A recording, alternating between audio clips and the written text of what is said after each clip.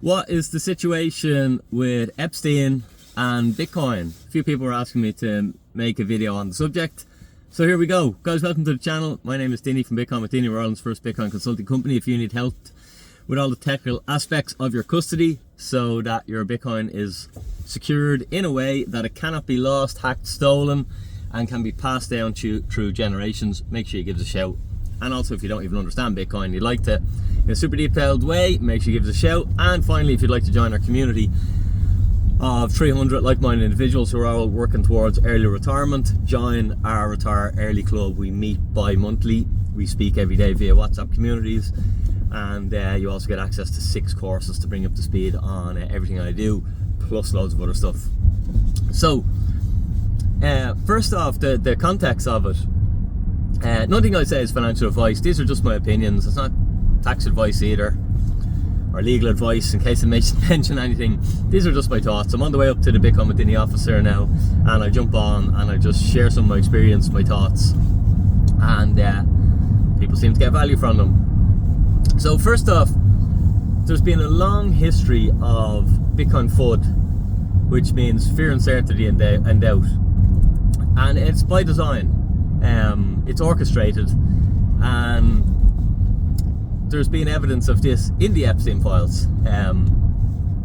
Again, just speculating on this, but just with the information we're hearing.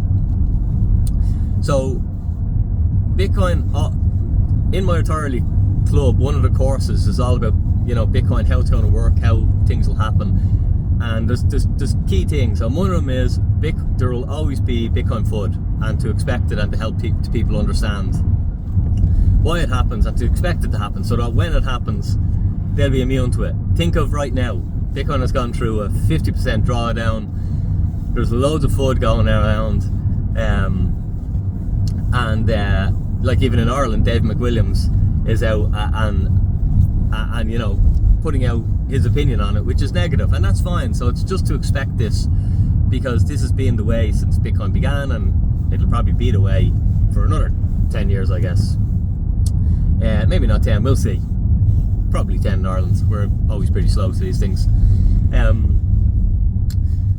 So bringing it then to the Epstein files, and because Bitcoin core developers were mentioned and Bitcoin companies took funding from Epstein, who was a VC, a venture capitalist, that brings a bad light on Bitcoin. Now, the first thing is, if you just use your first principles thinking, and you really understand Bitcoin, you'll be able to detach yourself and say, well, Hitler drank water.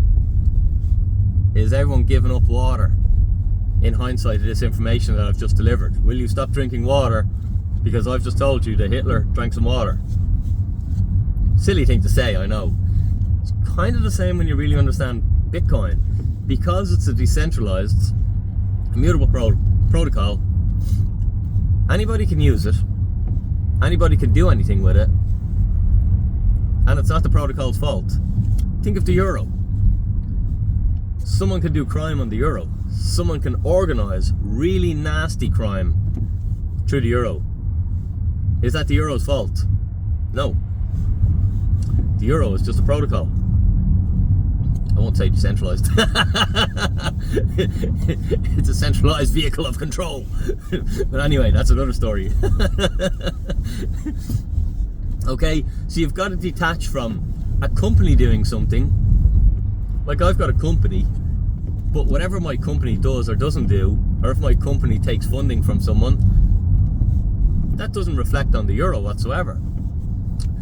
And that's kind of how I would try and explain this to people, is that Bitcoin's going to be used by your enemies, it's going to be used by your friends, it's going to be used by horrible people, and it's going to be used by mainly really good people, because the majority of the world, it was a great piece of advice I got when I was younger, is like, yeah, there's bad people in the world, and there's bad things that go on in the world, but the vast majority of people are good people.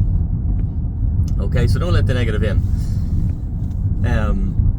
So the vast majority of people who use Bitcoin and own Bitcoin will be good people, and they'll do good things with their wealth. But inevitably, really horrible, really bad people will use this thing, and it's not the protocol's fault, and it's nothing to do with the protocol. And just like my Hitler analogy, if you choose to say Hitler used water, so I'm not going to use water, like, the only person that's going to hurt is yourself, unfortunately. I believe letting the FUD, remember this FUD is orchestrated to always suppress Bitcoin's price. And Simon Dixon mentioned this in he's done a 3-hour marathon on the subject. I'd encourage you to check it out if you really want to go deeper. Is that he found emails which was mentioning the suppression tactic on Bitcoin, like, is this the suppression, like, I'm paraphrasing here. But you know, as much as saying that Epstein was used to try and suppress Bitcoin. And all throughout Bitcoin's history, we've seen that there's been tactical, orchestrated plans to bring about this Bitcoin fear, uncertainty and doubt. And all that happens every time it occurs is retail people, normal people, who actually probably need the freedom that Bitcoin has delivered in the past for people. No guarantee it happens in the future. I think it does, because I understand the fundamentals. I think it's very obvious Bitcoin is fundamentally in a way better place today than it was even 2 years ago. Fundamentally much stronger. So to me, it would make sense that Bitcoin continues to outperform everything.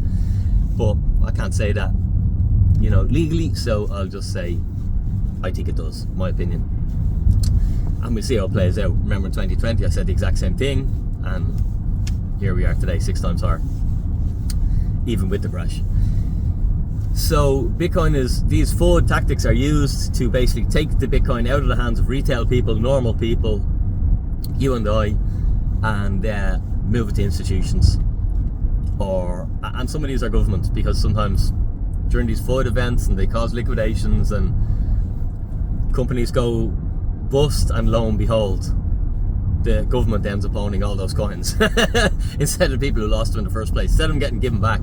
It's like if your car gets stolen and the police find the car, generally you get the car back, but in terms of Bitcoin, it's like your Bitcoin gets stolen, law enforcement find the Bitcoin, and the government ends up with the Bitcoin. Like, make it make sense, but that's just the way of this, and that's why you've got a lot of work to do on this. You've got to understand that these FUD narratives will be constant, they'll come in cycles, this isn't the last one, and when you really understand this thing, this is opportunity. So that's my short take on what I think about this. As usual, I know it's just FUD, I know it's just nonsense, I know the media will spin you a different narrative, but if you're watching my channel, you're probably not someone who watches mainstream media, and if you are, that's fine, but you may find that you're always being pushed in the wrong way at the wrong time by consuming that. I did anyway, and I made a decision over 20 years ago to stop watching it, and I can tell you my life is much better. I'm happier. I don't want to be shouted at and told all the bad things that are happening in the world, and you know, pushed in the narrative of wherever they decide they want to take all of us plebs. So hope you got some value from that. If you did, make sure you like, subscribe. If any questions, stick them in the comments, and if you have anything nasty to say, I'll just delete it, so don't bother writing it. Have a super day, guys. Dinny out.